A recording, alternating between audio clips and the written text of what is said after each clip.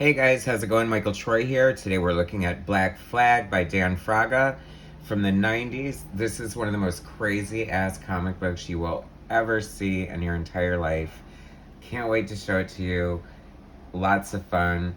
So hit that subscribe button, smash that like, damn it, do it now, and I'll be right back. Cue the intro. MichaelFitzTroytv. Comic book art critiques. Snarky, sarcastic ways. Levels and geeky gaze. Aliens, comics, rule the day. Hurry up and turn that page. MichaelFitzTroy. Alright, here we go. Full disclosure, this is my second attempt at this video.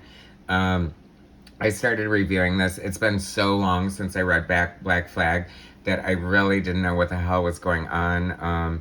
I couldn't figure it out. So I went ahead and reread everything, and I'm still not sure that I know what the hell's going on, but we're going to go for it anyway. So Black Flag from Maximum Press. Notice there's, even though this is a Rob Liefeld joint, and you would think Image Comics, but no, this is from the period of time when Rob Liefeld was doing shady business practices and pissing off his fellow Image founders, like stealing their artists and stuff like that, just like really bad shenanigans. So it pissed off Mark Silvestri enough that he withdrew Top Cow from Image Comics in protest of all the shenanigans. And the other Image founders were like, screw that, we're not losing Mark Silvestri. So they basically fired Rob, kicked him off of Image, and he went and did Maximum Press. He's also had like Awesome Entertainment and other iterations of whatever his publishing house is. And this was the first book from Maximum Press. So Youngblood and other books, Evangeline, whatever, would be published by Maximum Press. And Rob would eventually go back to Image. I'm not sure what the hell he's doing now, or like, I'm sure he's still good with Image, but he hasn't done, I mean, he's done basically like stuff for Marvel. He did that issue of S.H.I.E.L.D. He did G.I. Joe, Cobra. So he hasn't really done any creator-owned stuff in a long time that I know of. And it's kind of a shame because I, for one, would like to see that happen. Anyway, so Black Flag, issue 1, Dan Fraga. Dan Fraga is a really good artist. He's one of the disciples of Liefeld.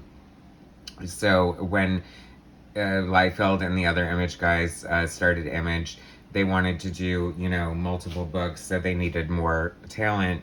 So they had big talent searches, and they were basically looking for people who could draw like them, and sort of do like a house style, but with Image, which is so weird to me because a lot of the practices that Image lamented Marvel for, they went ahead and copied them anyway, so kind of strange. But anyway, here's Black Flag. It's not a superhero team. It's not it tells you everything it's not, and it doesn't really tell you what it is. But it's a group of characters created by Dan Fraga.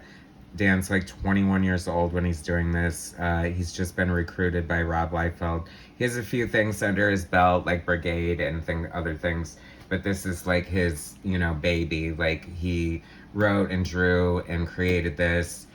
He's actually, I don't know if it's still active, but doing a Kickstarter or something to that effect.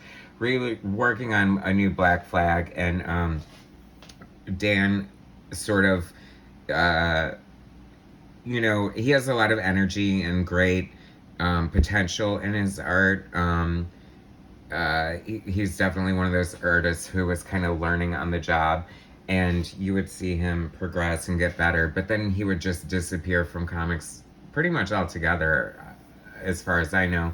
And I think he went to do storyboards for Hollywood, which wound up being pretty good for him. One of the big things he did was storyboards for Lady Gaga. So, I mean, I guess from Rob Liefeld to Lady Gaga isn't such a bad road to travel, right?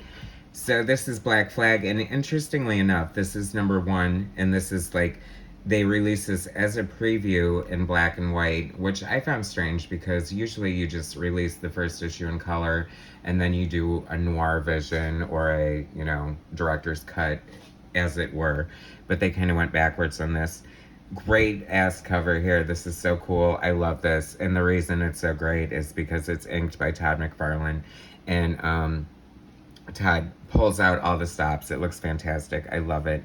You can tell that McFarlane is a huge influence on Dan Fraga. I would say the three main influences I'm seeing in his work at this point in his career are Todd McFarlane, Art Adams, and Rob Liefeld himself. So, you know, very, very much. Oh, okay, so I lied. This is Image Comics, Extreme Studios.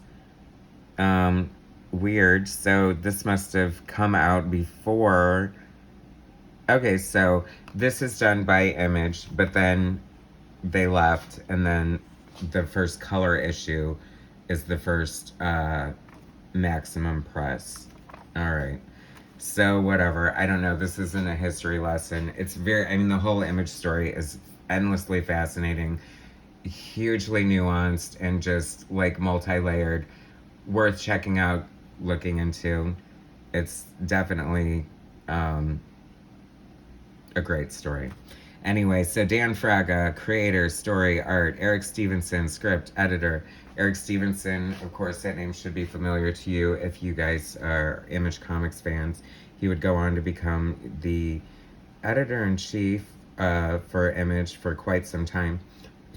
Lettering by Kurt Hathaway. That's a name that's familiar to me. So Kurt actually lettered my Blonde Squad self-published comic book. So that was very cool to see his name in the credits here. And I was going to say there's no colorist because it's black and white. All right. So this is hilarious too. Chapter 1 dedicated to Art Adams and Dale Keown. They must have been thrilled. Chapter 2 dedicated to Rob Liefeld and Todd McFarlane. And Chapter 3 is dedicated to Shiro, Biz, and I'm assuming that's Simon Bisley, and BWS, Barry Windsor Smith. So, this page, I mean, you see the Art Adams influence here. You can even see Gumby. Art Adams famously drew Gumby for Kamiko in the 80s. And, of course, you know, Art Adams, one of my favorite artists. So cool.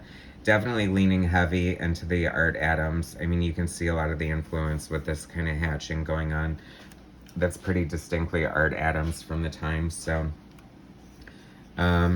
this story starts out in hell with this kid. They're introducing this kid with a crazy weird anatomy. He has a six-pack on his crotch for some reason and oddly muscular legs, which have nothing to do with his powers. His powers are the ability to open the door between imagination and reality. Conceptually, that's actually kind of a cool way to describe someone's powers, but I don't know, you don't really see it play out in the book, but what are you gonna do? I mean, you can definitely tell this is someone who like hasn't worked in comics for a long time. There's a lot of like amateur moves and stuff like that. A little ass kissing for Rob Liefeld with Bad Rock on the shirt. Love the crazy anatomy. Oh my god, what the hell is going on? He has 3 fingers. But that changes. Don't worry. He'll eventually have 4. So, and then we have this gorilla, this big purple gorilla, who, I mean, there's no backgrounds, there's no establishing shots, typical Image. So, you know, you kind of have to guess what's going on. And he's being held in this lab and experimented on. This is he's sort of like the Weapon X homage here. I don't know why this chapter wasn't dedicated to Barry Windsor Smith. Clearly, it's dripping with, you know, I feel like I'm reading Weapon X all over again. Sorry. Anyway, so this gorilla, they've experimented on him, and they've given him the ability to retain everything he sees and hears. Boy, does that make him dangerous. So basically, it's a photographic memory. And he escapes, of course, and then he runs off and hooks up with Black Flag, and they just sort of don't care.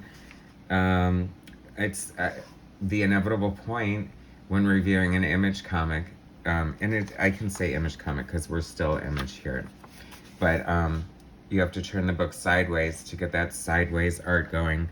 I mean, I swear to God, John Byrne did Fantastic Four 200, number 252 sideways. Rob Liefeld swiped, homaged, ripped off, copied, whatever, tributed that with an issue of X-Force, and now everybody and their brother has to do everything sideways in Image. It's just not an Image book unless you're turning it sideways. Now this character, the main Black Flag guy, now he is, like, there's like 3 avatars of Wolverine in here, so it's kind of hard to keep track of that, but he falls under the category of Wolverine of, like, you know, he's deadly, he's well-trained, he's got a beret, he doesn't know his history, he keeps having dreams about his history, and someone calling him McIntyre, even though his name is, I forgot, even though I just read it, but, so, yeah. So anyway, I mean, you can definitely see the Liefeld influence in the anatomy, you know, the big crazy anatomy and the big weird wonky guns, and what else? Oh, did I point out? Here, I wanted to point out. Oh, 25 visible teeth there. That's amazing, isn't it? Lots and lots of teeth. Teeth for days. This feels like another, you know, how Wolverine was running around naked and hairy in Weapon X. So we've got a third avatar for Weapon X here. So it's just like, if you're influenced or inspired by something, that's another sign of an amateur, like a first-time director who wants to put in like every Hitchcock homage or, you know, Steven Spielberg boulder rolling thing or something crazy like that. Like, just pull out all the stops, go for broke, you know. But once again, why worry about backgrounds? Now we get to meet this character Geisha, who has oddly placed nipples that are, you know, of course they're visible. Why wouldn't they be? But, so her name's Geisha. We can't tell till we get to the colored version, but she has purple hair, and her name's Geisha because, I have no idea why, but I think she's supposed to be like the Psylocke of the book. Ooh, here's a sketchbook. Actually, that sketch cover looks pretty good, but who... Yeah, this cover is great. I love it. Inked by McFarlane. Very cool. It's always fun to see the sketchbook, the nuts and the bolts, whatever. Now that I've whetted your appetite for this Black Flag goodness, some fun pinups and stuff in here. Crazy. I'm not even going to begin to... That's another thing. There's a lot of, like, subliminal messages in here. When I think of Black Flag, I think of, like, Henry Rollins and punk rock, and I don't know if Fraga is trying to be punk rock or what the deal is, but there's a lot of, like, faux shizness and Kodiak and, like, whatever, that kind of crazy talk. So here we go, and I have to read this introduction by Rob Liefeld because it is just priceless. Okay. Welcome everyone to the first issue of Black Flag, the flagship comic from Maximum Press, the new alternative in comics publishing. Some of you right now might be wondering, why Maximum Press? Why? I'll tell you why. Because I got fired from Image. Oh, I'm just kidding. I'm sorry. I'll tell you why. Because of them. Who's them? I'll tell you who them are. Them are the writers and artists of tomorrow, the creators of the future, the voice of a new generation. Maximum Press is the spirit of independence, and don't let anyone else tell you different. Maximum Press exists to help the new generation turn up the volume. Dan Fraga is one of them. Dan is as peculiar an individual as you'll ever hope to meet, almost as peculiar as his creation, Black Flag. Black Flag isn't a superhero team. They're not mutants or monsters or vigilantes. They're just weird, like Dan. Believe me, if anyone knows how weird Dan is, it would have to be me. I've lived with Dan, worked with Dan, laughed with Dan, and shared lots of memories with Mr. Fraga. He's as weird as they come.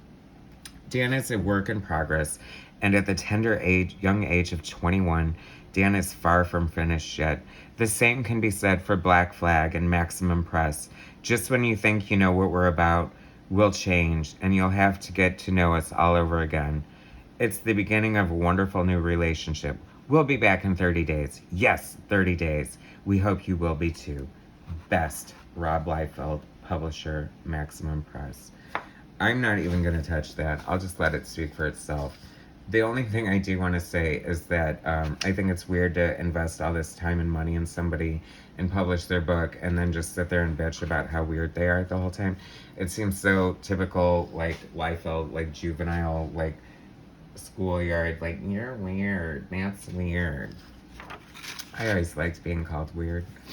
Anyway, so 1, 2, 3 splash pages in a row. I mean, that's what you need. Way to advance the story, you know what I'm saying? I think that's one more splash page than we got in the black and white version. So, since we already read this, or looked at it, or whatever, we're just going to go ahead and go through it. I mean, you can definitely see, and like if you've seen any of Dan Fraga's current artwork, he is beyond talented. Like the detail, and and also I'd like to plug his YouTube channel, Fragaboom. He talks a lot about art and artists and technique, and he definitely has a passion for art, and I can't knock anyone for that because sideways, sideways. And now we get the stat image of the big gorilla coming through. And all those 25 teeth shaded gorgeously. Oh yeah, now we have colors. And the colors are by Linda Medley and Steve Olaf. And that's nothing to sneeze at. Those are like industry veterans, like big names there. I mean, there's a lot of gift that keeps giving here.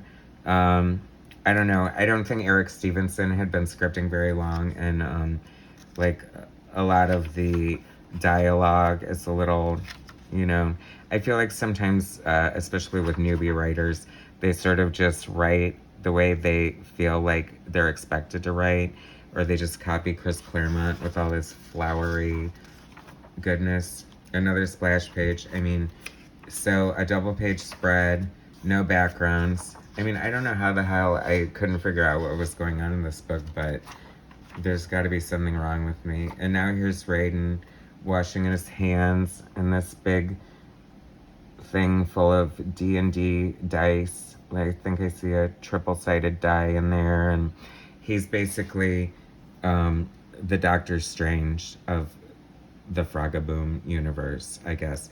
And so, see, now we see Geisha with her purple hair. And, yeah. So this feels very McFarlane inspired, don't you think?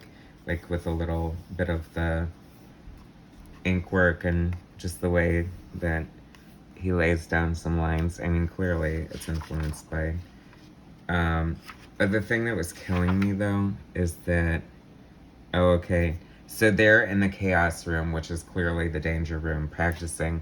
And, you've got this this is such a great, we're gonna fight in this graveyard, and then I'm gonna put all the gravestones, because this has never been done before, of all the other industry people, and Top Cow, Lee, Homage, Campbell. There's a lot of Jim Lee slamming in here, and I really am trying to figure out, like, what Dan Fraga's beef with Jim Lee was, but there's a lot of shade. And I don't know. So, okay.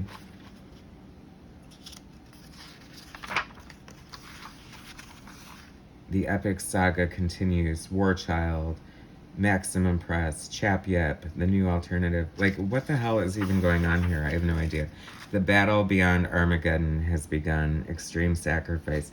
I think one of the mistakes Image made in the beginning is that, you know, it's like you barely have like 2 issues of comic books out, and then you want to go ahead and do these like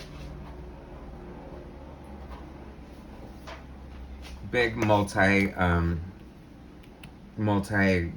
crossovers and stuff. It just like way to establish your characters. It's like, you know, you gotta crawl before you walk, I feel.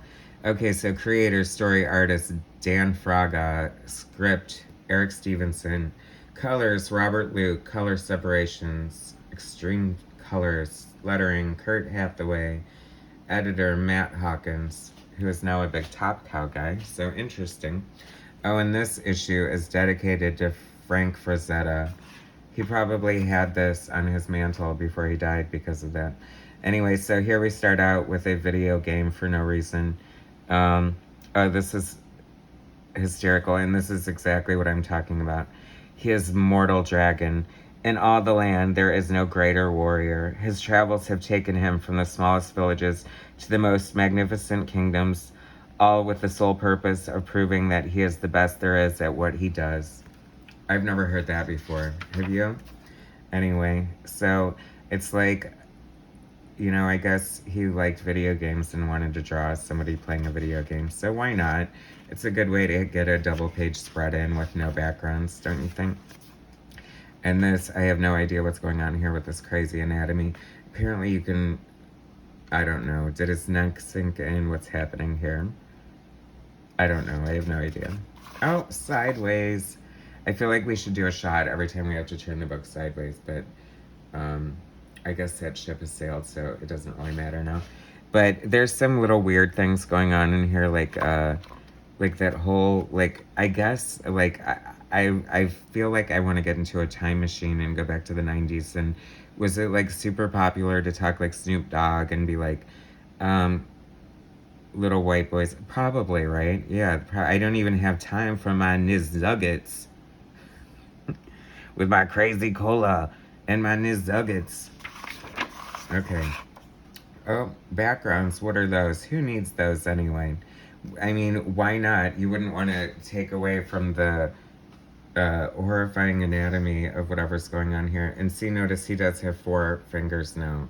And in his defense, though, it looks like he has too many fingers the way they're drawn. So, I don't know. You know, but to his credit, I don't want to slam him too bad because obviously I bought these and I, like, was into it at the time. But, you know, and everybody's got to start somewhere. So actually I kind of appreciate that aspect about comic books, that artistically it is one of the industries where many artists have just been able to learn on the job and grow with the, you know, with the time and work put in and just really develop their talent. Here, I think is so funny is this is Black Flag headquarters, easily the most recognizable landmark in downtown Dagger City. And there is nothing to differentiate it from the other buildings. Like, we wouldn't even know which one it was they were talking about unless the speech balloons weren't coming out of it. So, I thought that was kind of funny. More dueling splash pages, guys. Oh, I'm sorry, this isn't really a splash page because it's got 3 panels on it. My bad. So anyway, that gorilla escaped, and like conveniently, he stole a Jeep, and he finds this tree house of this kid who just so happens to be associated with Black Flag somehow. And here comes a huge double-page spread.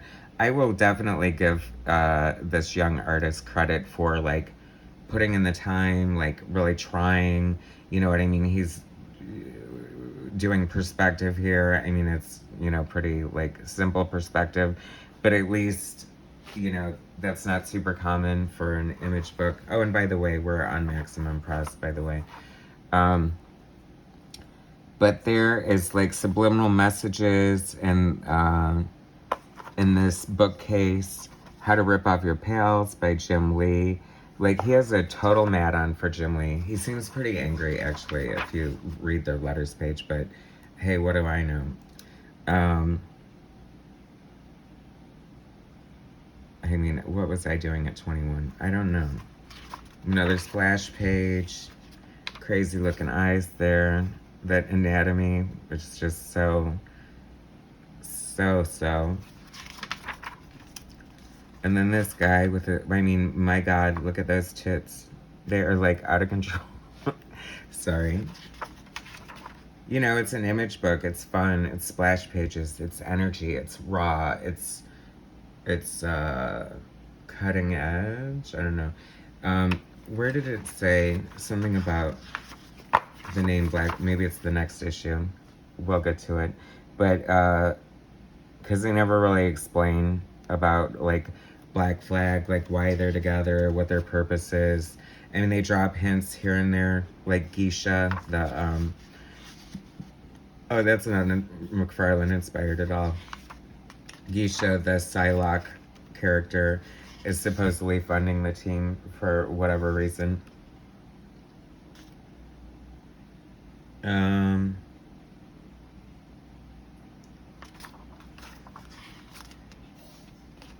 Anyway, Evangeline. Did anyone read that? I mean, how horrifying. I mean, I guess this was during the bad girl phase, but I mean, Stephen Platt is sexier than Evangeline. I know that much. Anyway, I'm sure you probably disagree with me, and that's fine. As I like to say, it's an opinion, not a doctrine. Here we go, issue 3, Black Flag. I'm a little disappointed in doing my research for this video. I'm missing a 0 issue and a number 4. I don't know what happened that I missed a number 4, but maybe I just had it by then. I don't know. So it says, although ultimately dedicated to seeing justice fulfilled, the Black Flag team is beholden to no one and symbolize their distrust for the government by completely covering the American flag with solid black. Oh, how patriotic. That's freaking awesome. F the establishment. So this is straight up like Todd McFarlane's Cityscape there. And then we have, wait for it, yes, a double page spread of this great cop with his, I love the style of art where it's like, even if you're fat, you're still muscular and your clothes are really tight. That's why you have to learn how to draw like fabric. I mean, that's why people go to art school and draw a bowl of fruit and fabric and stuff like that. Or you don't even have to go to art school. You just have to learn it and you can be self-taught. And I'm not trying to slam him, but I mean, it just seems silly sometimes when you see it. Like, I mean, actually this is a lot, like, of course, Wildstorm and his head's ripped off. Like, what is your beef, Dan Fraga, with Jim Lee? How did Jim Lee hurt you? But anyway, so we have this crazy character here, which is pretty cool looking, and except for the trope of him talking like every other villain that falls into this category. Hello, meat. Like, whatever, meat. Anyway, so you only have 45 minutes to draw a page. There you go. We'll just even drop in this image of Beavis and Butthead to save time. Why not? And then this character is introduced randomly for no reason. And, you know, I don't know. Killer Clown. Turn it sideways. Here we go. And here's Geisha, who I guess was supposed to be Asian, and she kind of looked Asian last issue. But now she doesn't look Asian at all, and oh, this arm. Ouch. Like, what happened? Is she, like, trying to put it back in its socket, or what's going on? But, I mean, she's really sexy, so it's forgivable. Right? Anyway. I know that this isn't the most glowing review, but, I mean, it's kind of fun.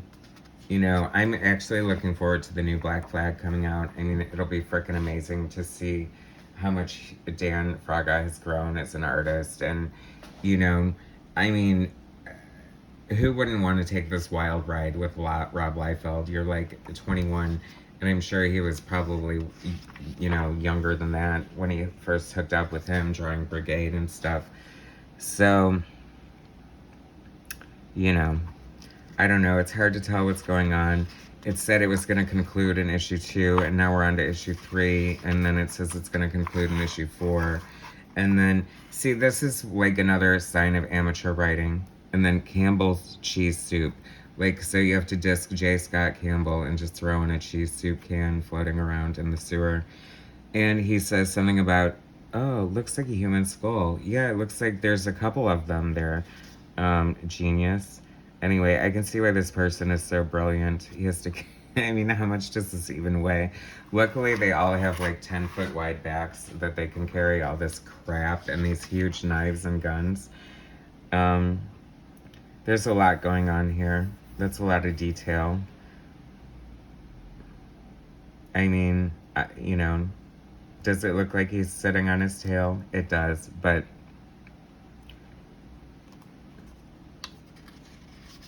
sometimes, I mean, more is more, right? What happened to his hat? Like, he has this hat. Like, he doesn't have a hat. Like, continuity, people. He doesn't have a hat in the beginning. I mean, I would argue that he stole it from one of these cops that he killed. But that's not the case because it's not a cop hat. And here we go again with the Jim Lee slam. Wanted. Used to draw mutants good. But why did he lose it? He got homogenized. Wanted for the crime of concept swipage. Hey Jim, ever read Nest Robber? Thought so. Fraga. Wow, he doesn't really mince words. And I have to love the audacity of somebody coming after Jim Lee's art. It's like, even if you don't like Jim Lee's art, I mean, you can't really argue that the man can't draw, and then try to own him with art like this is kind of interesting. But, you know, whatever. He was young. He needed the money. Anyway, I have to read this letter from the Blackmail fan page, which is a great name for a letters column, obviously.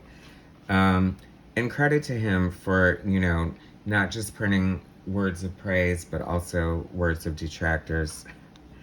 And, I mean, this person isn't necessarily wrong. A little harsh, but I just have to read it to you. Dear Blackmail, I picked up issue number 2 of Black Flag. I didn't get number 1 and won't be getting number 3. This is the worst comic I've ever read in my life. The dialogue is awful and the plot is just as bad. Issue 2 looks like something an 8th grader would write. For example, why do you use stupid words such as Niznuggets, Kodiak, and Chizips? You also put such wonderful things in the background as Piznisa, 30 Minutes, or Yo Mama. Another thing, so it's for the Yo MTV Raps crowd, okay? Another thing that really got my attention was the Chizips ass flavored. That really makes for a wonderful comic. I don't see why such writers as Neil Gaiman and Peter David don't use them. I mean, it may be that they have a vocabulary. Now, I hope that, and this is Aaron Moore from Pinehurst, North Carolina. Now, I hope that he bought this issue to see that he got his letter printed, because, I mean, it's fun to have your name printed in a comic. So here's Fraga's response. Hey, Aaron, thanks for the letter. It is all that and a bag of chips, ass-flavored, chizizips. I don't know how to speak like that, I'm sorry. Is it like the jubby, wubby, yubby, chubbis thing for the 90s? I don't know. I've got 3 comments for you. Number 1, Jim Lee sucks. Just kidding. He didn't say that. Number 1, your opinion is dwarfed in comparison to others. You are the minority. Number 2, I think 8th graders are cool, so thanks for comparing me to one. And number 3, never did I say I write like Neil Gaiman or Peter David, nor do I ever want to. Well, that's something I don't think you're gonna need to worry about. But lastly, to the Black Flag fans, remember, last issue I mentioned the enemy. Well, this is one of them. Here's his address. Let him know what you think. Yeah, when he says the enemy, he's basically talking about Marvel Comics. Like, and I didn't read it, but he goes on and on about how Marvel Comics is basically the man. They're ripping people off. Blah, blah, blah, whatever. And then Image just turned around and did that to all their creators. So, you know, there's that. Anyway, so like I said, I mean, I know this sounds like a little bit of a harsh criticism, but I'm actually glad that this exists in the world. I think it's pretty freaking amazing. I mean, you got a Stephen Platt cover here. And, you know, I mean, it's a great name. An eclectic cast of characters. You got Todd McFarlane to ink the first cover. How cool is that? You go from Image to Maximum Press and back again. It's kind of all over the place.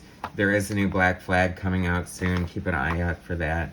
Definitely look to see what Dan Fraga is doing lately. Check out his Fragaboom YouTube channel. he is really a great artist, and it's amazing to see how much he's grown. I know I took a lot of jokes and cracks at this, but I just couldn't help myself. It just falls out. I'm a Capricorn, I have no filter, and it was just too easy, and I apologize. Because at the end of the day, like I said, I'm glad it exists. It's a fun book. Definitely, when you're shopping for back issues, if you come across it, I say pick it up.